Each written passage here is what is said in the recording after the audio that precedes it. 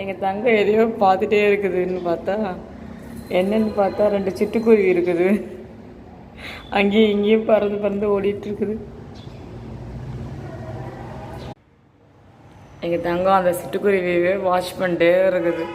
அது அங்கேயும் இங்கேயும் தாவி தாவி போய்கிட்டே இருக்குதா. எங்கள் தங்கம் அதையே வாட்ச் பண்ணிட்டே இருக்கிறாங்க. கூப்பிடுங்க சிட்டுக்குருவி. எங்கேம்மா போச்சு? காணும் குருவி. பிறந்து போச்சா? குருவி எங்கம்மா? ஏய் சிட்டுக்குருவி இங்கே வாங்க, என் பையன் உங்களை தேடினா. கூப்பிடுங்க கூப்பிடுங்க. எங்கே காணும்? எங்கே? அந்த ஒரு